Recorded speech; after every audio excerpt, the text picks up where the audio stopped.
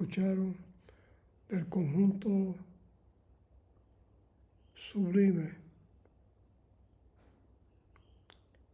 que siga la pachanga. Tremenda. La época de la gloria de la música, cuando valía la pena producir y desarrollar los talentos musicales, destruidos, como ya saben, por el comunismo, por el maldito comunismo.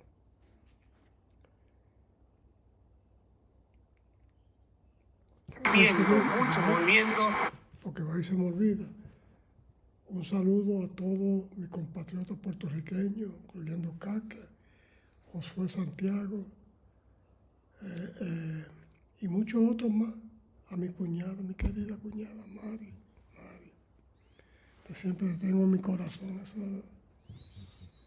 Mira que hay una persona que trabaja en el supermercado grande, se llama Mari. Y me recuerdo de esa señora siempre, y digo, ay, Mari. Porque es que quiero tanto a mi cuñada que mencionar más que ese nombre me llena de alegría y compasión, porque es que una persona que lo que pisa se vuelve tierra santa, una mujer verdaderamente hija de Dios. Un saludo a esa cuñada. Y a la mayor, a esta base también, que es otra cuñada. Son 3 hermanas, que después la menor es mi esposa, que la tengo en mi corazón también, baby, te quiero. Bueno, de menos ponerme sentimental. Y saludo al técnico de la Toyota, Josué Santiago, siempre que tengo que llevar el vehículo mío este martes, uno de los vehículos este martes. Él hizo el milagro de poner a correr a ese carro, que me daba mucho problema y me estaban asaltando los mecánicos. Desde que lo llevé a ese mecánico, que es de lo mejor, estoy economizando grandemente gracias a él, porque no es una persona que ambiciona robarte hasta los clavos de la cruz como hacen otros mecánicos. Ese es honrado y decente y único de lo que yo conozco. No conozco a nadie como él. Casi todos los mecánicos vienen y buscan la oportunidad para asaltar a la gente. Ese es bien honrado y te dice lo que hay. Te lleva hasta las máquinas que él tiene. Y dice, mire, ve acá, si tienes tiempo, pues enséñate lo que está pasando. Y él va al vehículo y dice, mira, esto y esto, para que la persona sepa que no lo está engañando. Bueno, una vez había el carro me estaba dando problemas y se lo llevo a él.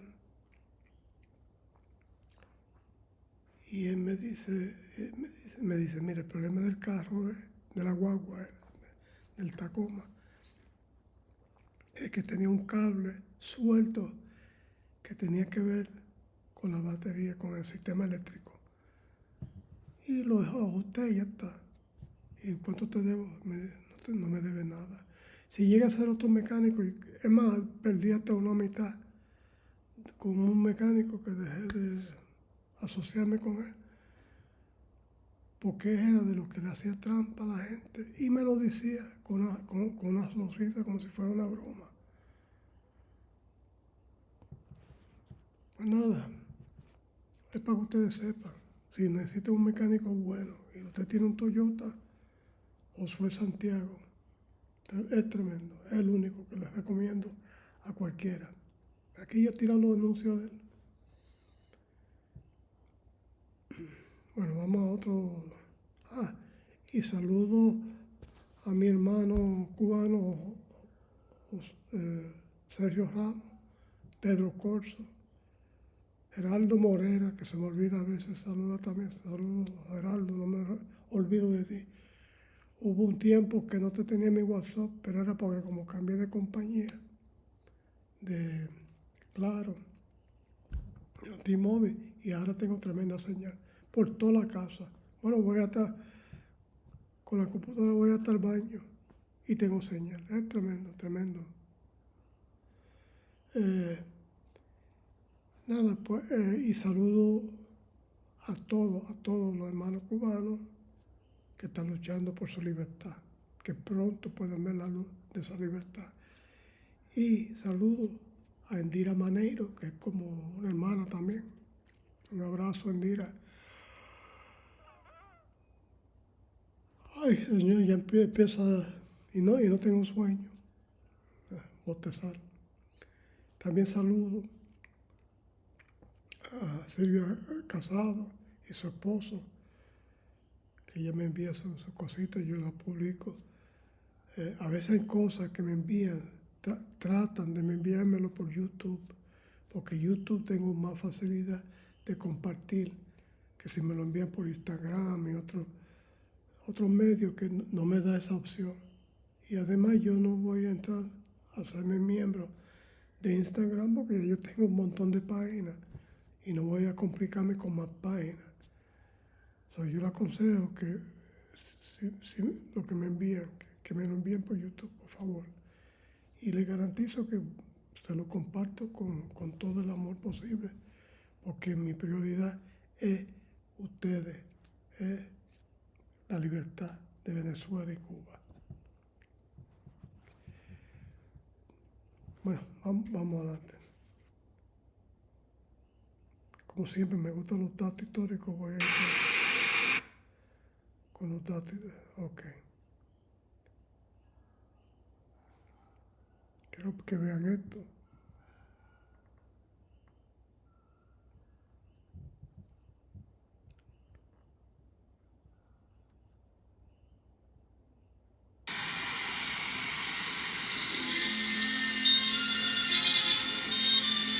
Lo que era la Cuba de ayer. Miren su arquitectura, su avance, hasta que llegó al 59 que lo destruyó todo Fidel Castro.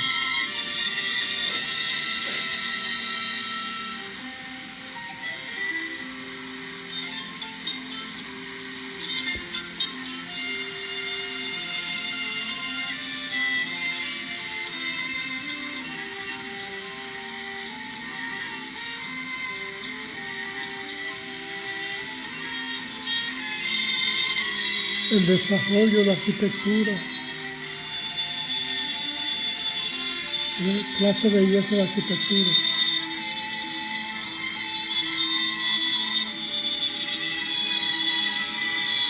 Hasta que llegó el socialismo y lo colapsó todo.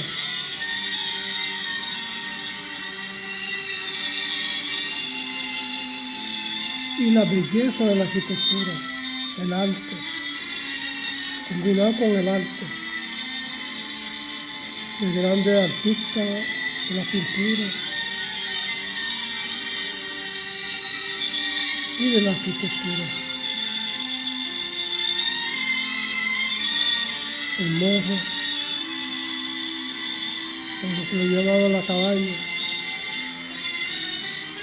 Donde Fidel Castro mandó a fusilar a montones, incluyendo junto con el Che Guevara, sin compasión.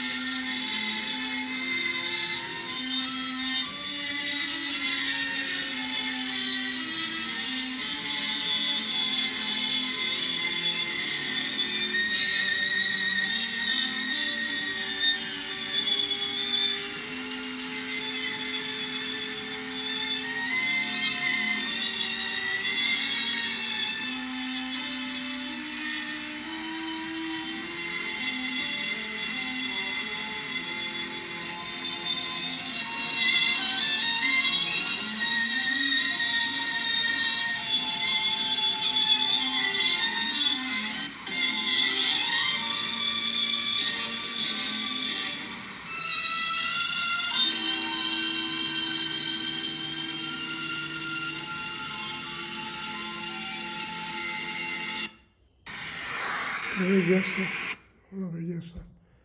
Cuba era una verdadera perla y los malditos socialistas destruyeron esa perla de una manera horrible. Bueno, vamos a más noticias. Vamos a efemérides. Ayer había una efeméride que no me recuerdo, era algo que tenía que ver con los comunistas. Yo los comunistas los descarto. Mira que yo puse uno que no debiera haberlo puesto porque él vivió hasta después cuando estaba Fidel Castro y supuestamente a él lo hicieron, le dieron un puesto alto en la Universidad de La Habana, que no me recuerdo ahora mismo, no me recuerdo los datos, los tiré ayer. Una persona bien reconocido y famoso durante su época. Y a mí lo que me está a mí, ¿qué es lo que él hizo? Porque él pudo haber rehusado servirle al régimen. Es que no es fácil, yo hablo así, no es fácil. Pero por lo menos hizo de Cuba a Estados Unidos. Él pudo haber vivido entre el exiliado cubano y no darle soporte a ese régimen maldito. Pues entonces yo conseguí algo. Lo que pasa es que yo estaba también esperando que José Bello me enviara unos datos, que iba a poner algo de los datos de los fusilados en Cuba durante el día de hoy, la fecha del día de hoy. Pero mira, esto viene de carteles de un famoso magazine que había en Cuba, del 1930.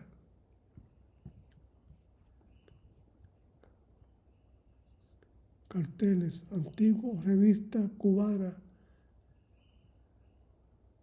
Yo no veo bien. Yo que no veo bien y después como que se me nubla un poco esto. Déjame leerlo de acá porque no puedo.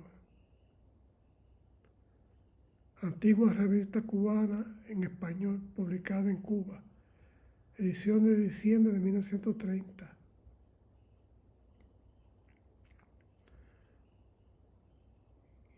Y es como un día de hoy, así, diciembre 14, un día como hoy, diciembre 14, 1930. Cuba era tremendo en todo periódico, El Mundo.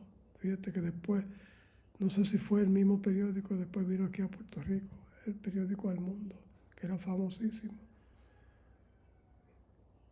Y después había otro periódico que creo que lo administraba o era editor famoso, que era cubano, el periódico El Día. Y espero que yo no me equivoque, porque a veces la memoria mía puedo decir una cosa y sabe que no era, pero creo que era el periódico El Día, que sí, después se hizo bien famoso ese periódico, porque El Mundo era tremendo, era tremendo periódico. Lo que pasa es que era incómodo para leer. Entonces el periódico El Día era cómodo porque era reducido en el tamaño y lo abría uno como si fuera un magazine. El Mundo no, El Mundo era demasiado. Las páginas llegaban casi hasta el piso. Entonces había que sacar todo ese montón de periódicos. Pero era famoso y era bueno también. Pero después se cayó porque la competencia del día no era igual. Todo el mundo era el periódico al día, el periódico al día. Hasta que vinieron otros periódicos, que era, aquello era de más que sangre nada más. Que a mí se me olvida el nombre de aquella que acabó con el día también, porque era sensacionalista, bien sensacionalista. Bueno, que la gente decía que tú lo premias lo que sería sangre, porque hablaba de matanza y matanza. El deterioro de una ley en Puerto Rico, donde la matanza ahora eso es a todos los días. Yo viví una época que cuando mencionaban una matanza, eso era tremenda noticia porque era bien rara a la vez. Pero después, pues, no sé si fue por la introducción de las drogas, que empezó entonces a empeorar las cosas en cuestión de crimen. Bueno, pues vamos a eliminar esta, que ya mencioné esta.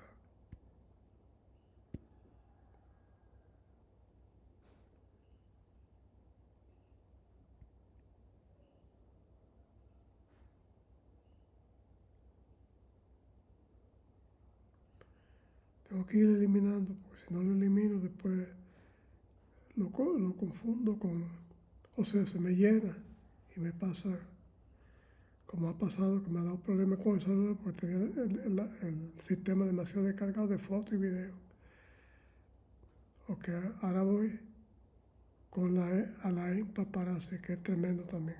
Él es tremendo. El régimen de La Habana ya confirmó este nuevo paquetazo para dolarizar la economía en Cuba. No han pasado todavía ni 24 ni 48 horas todavía después de haber anunciado este paquetazo económico.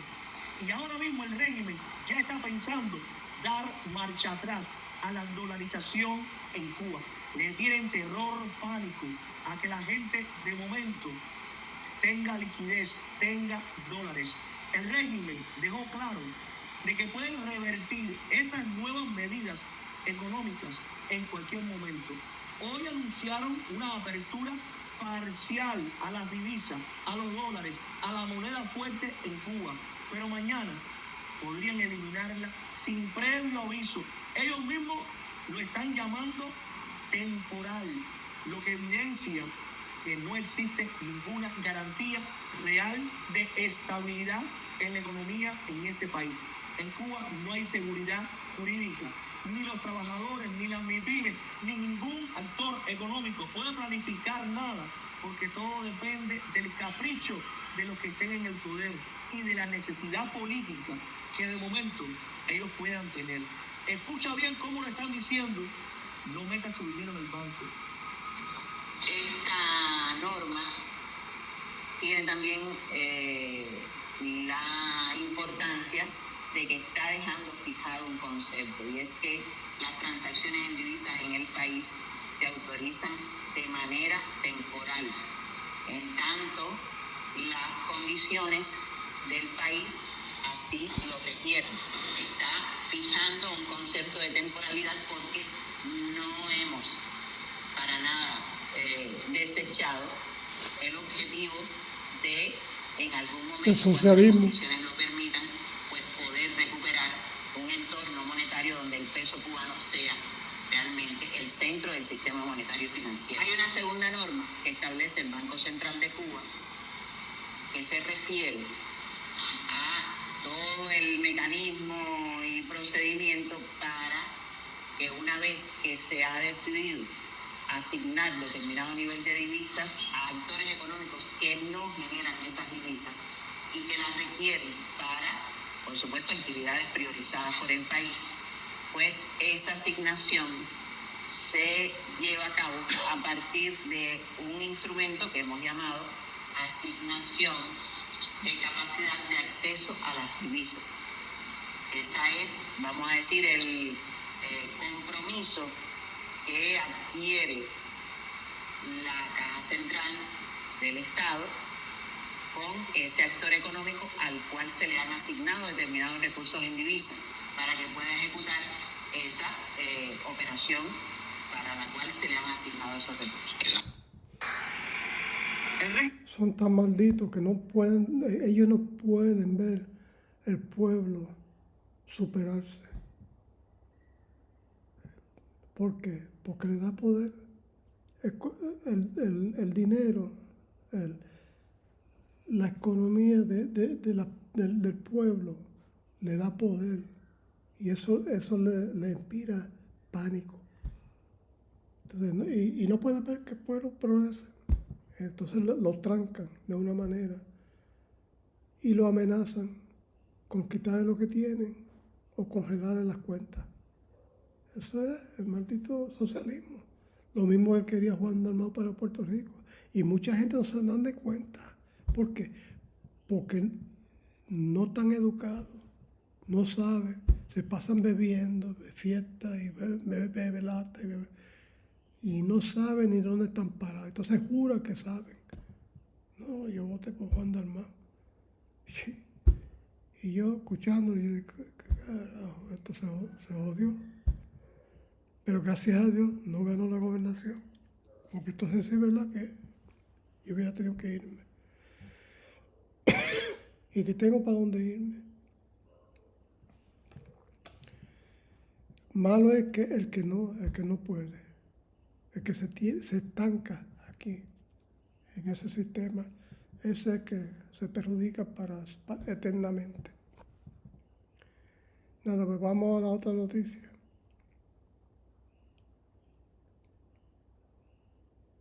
Ponme a esta señora, por favor, ponme a esta persona que se ha comido toda la comida de la revolución. Mira para allá. Esta funcionaria Eso es del como 1000 libras. Granma, Nancy Estrada Milanés, dice que Cuba es el mejor destino turístico del mundo. ¡Wow!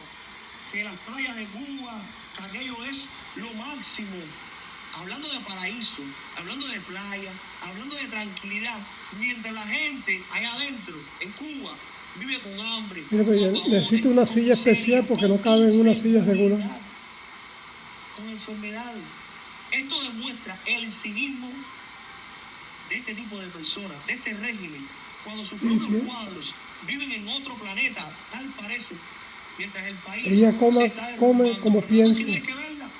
corrupta, Nada más que tienes que verla. glutona. ¿Cómo ella no va a decir de que Cuba es el mejor paraíso si eso es lo que vive ella? Lo que vive diariamente. Come estos bajiticos, ¿vale? Para ella es un paraíso, porque ella come lo que le da la aparece gana. combustible, no hay combustible, están en apagón. Mientras el Pero pueblo no para tiene una nada. ambulancia tampoco hay. Pero basta que llegue un vuelo de turistas canadienses y de pronto llegan las motos, llegan los almendrones y hasta las guaguas para montar tremendo show.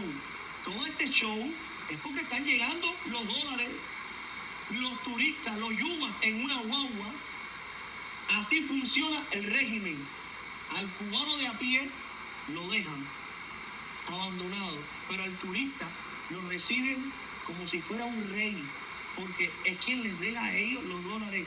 Miren este recibimiento, miren esta caravana, y todo esto porque llegaron unos extranjeros.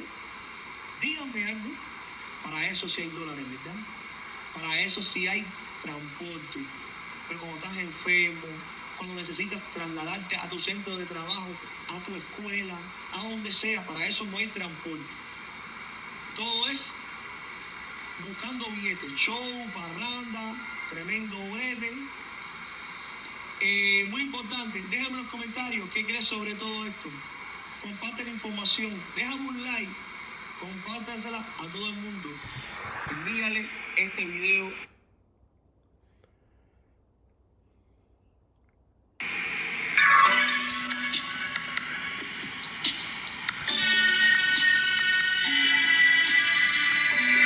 La lamparita.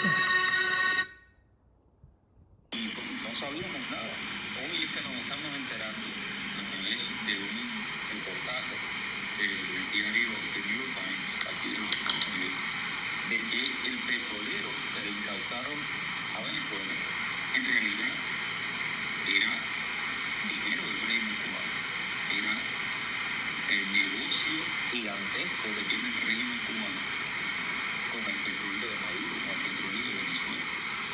Bueno, les cuento un poco esta información, este reportaje que ha salido publicado el día de hoy, repito, en el diario The New York Times, y que es sumamente interesante. Bueno, resulta que el régimen cubano tiene un salvavidas económico, que es la dictadura de Nicolás Maduro. Ustedes saben perfectamente que el régimen cubano ha saqueado Venezuela, ¿no? Bueno, esta semana Estados Unidos incautó este petrolero que ven en pantalla, el Skipper, cargado con casi 2 millones de barriles de crudo venezolano. El buque, según los documentos internos de PDVSA, de la empresa de petróleos de Venezuela, documentos a los que tuvo acceso, por supuesto, al diario The New York Times.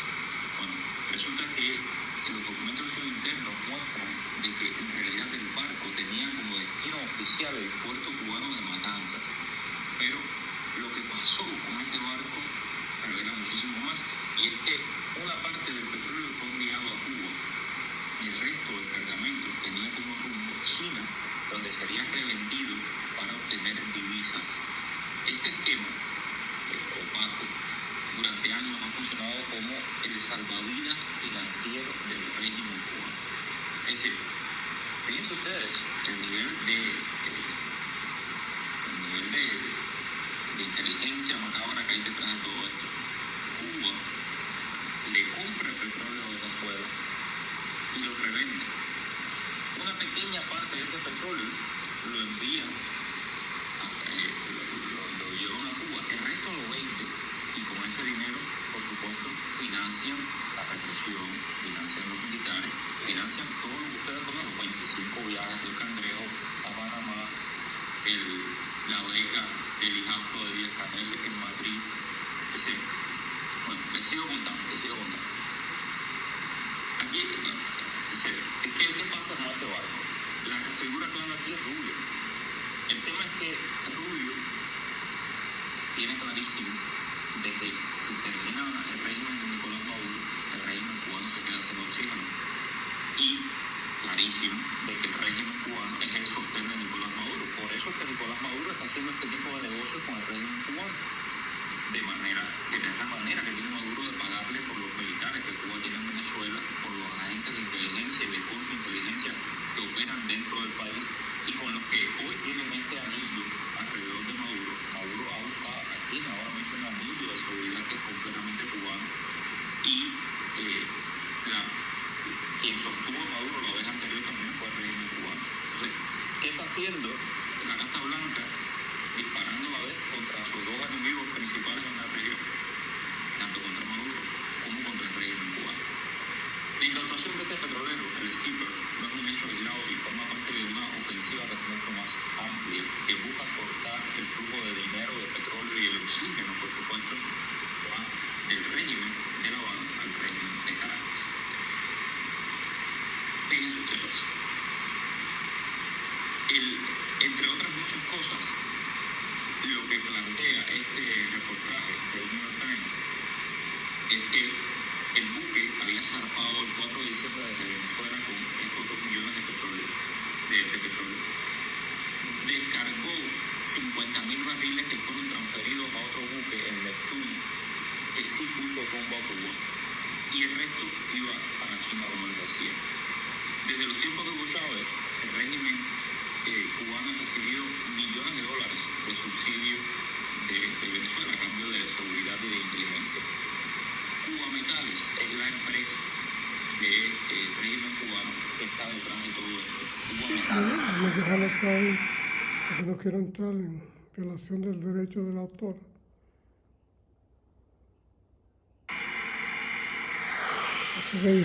La ciudad de Gaza, contra lo que describieron como un miembro clave de la organización Hamas, identificado por el ejército israelí como el subcomandante Raed Saad, el número 2 del ala militar de Hamas.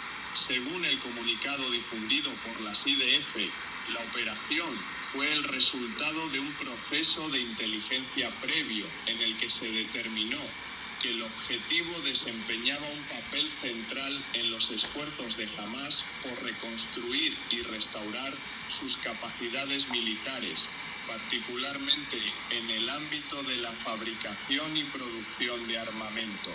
El ejército israelí señaló que Raed Saad era considerado uno de los comandantes más importantes dentro de la estructura militar de Hamas y que su actividad estaba directamente vinculada a intentos continuos de rearmamento, en un contexto que Israel define como una amenaza activa a su seguridad.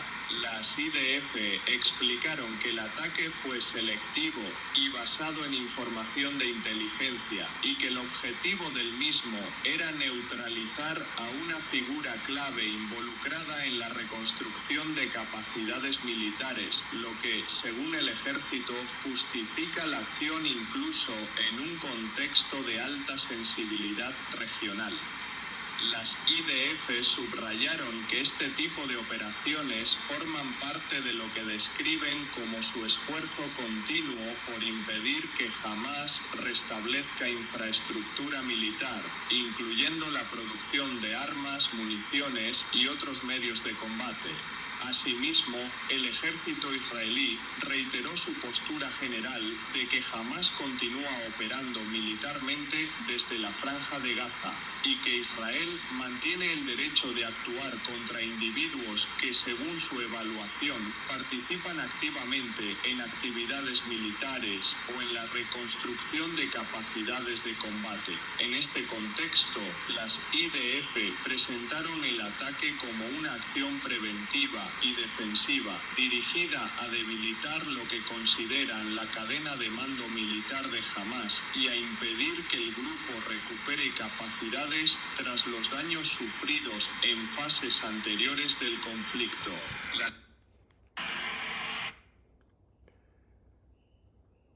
Para que ustedes vean, la culpa de lo que está pasando en Gaza no es culpa de Israel, es culpa de los terroristas islámicos. Y están en los preceptos de ellos. Por eso es que ellos no pueden estar en ningún lado, ni siquiera aquí en Puerto Rico, en ningún lado en Estados Unidos. Eso tienen que bloquearlo, eliminar, o sea, cerrar todas las mezquitas, porque lo que son centros de odio contra nuestra costumbre y nuestra nación. Y la Constitución. Ellos quieren imponer las leyes de ellos, que es el Sharia. No es la de la Constitución, que muchos los abogados defienden y lo defienden a ellos. No, que si ellos tienen derecho, que la Constitución... No, a mí no me importa lo que tú digas. Tiene que irse, punto. Porque ellos atentan contra esa Constitución y esos derechos. Bueno, vamos a lo que está pasando en Israel. Están los aviones ahí, están en Israel, según he estado observando.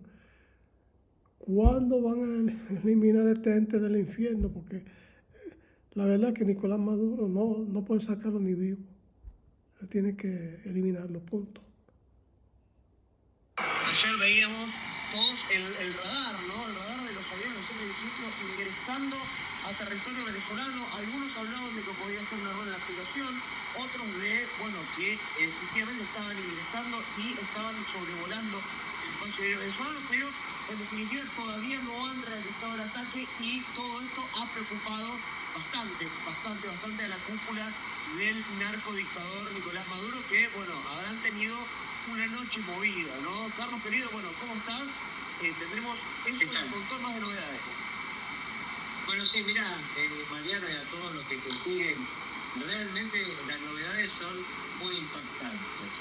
En primer lugar, porque efectivamente los F-18 Super Hornet de Gerald Ford entraron y salieron como Pancho por sus casas durante la tarde y la noche de ayer en lo que serían los cielos venezolanos, provocando todo el sistema de alarma que ustedes se imaginan y obviamente el insomnio de los que están siendo buscados.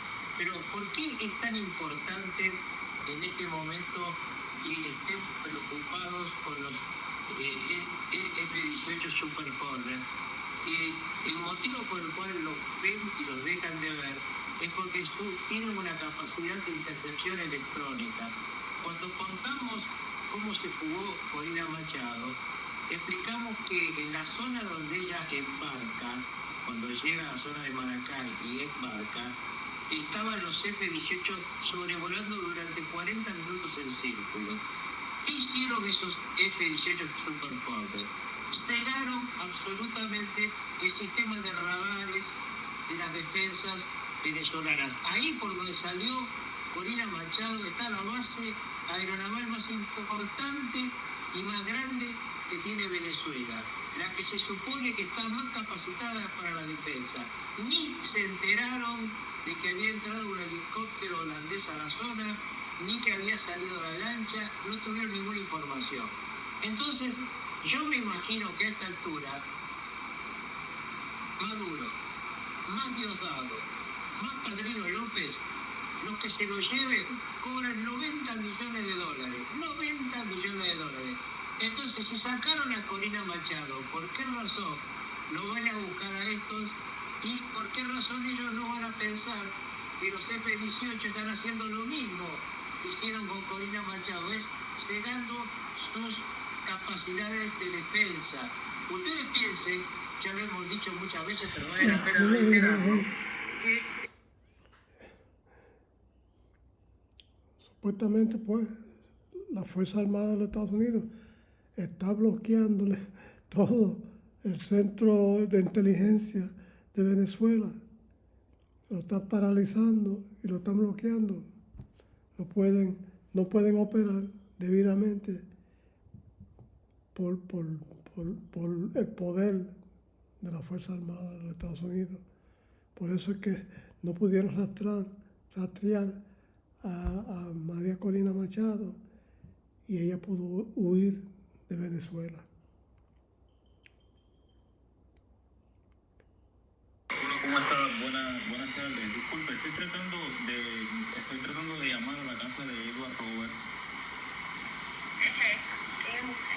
Mi nombre es Mario. ¿Con quién hablo? Con la esposa. Ania, ¿qué tal? Mire, estuve revisando, yo soy Mario Pentón, soy periodista. Quería que supiera que su esposo acaba de ser incluido en la lista de represores de la Fundación por los Derechos Humanos en Cuba. Ay, y eso, pues, ¿y para qué usted me llama? Yo no puedo pensar que tú, mira, si yo pudiera y te tuviera delante, tú no sabes, ¿para qué tú llamas aquí? Bueno, Hazme el favor y no llames. no, espérese un momento, escuche. No, claro que interesa. Oye, Mire, para decirle que su esposo condenó también a una joven de la misma edad de su hija. Usted no piensa... Ave María, pero tú vas a seguir mismo. No, sí, claro. No te dé la gana, no llames más a esta casa, no Sí. llames más a esta Usted, casa. su hija y su hijo venden celulares. Su hija, sí, de verdad, su hija y su hijo. Mire, su hija y su hijo.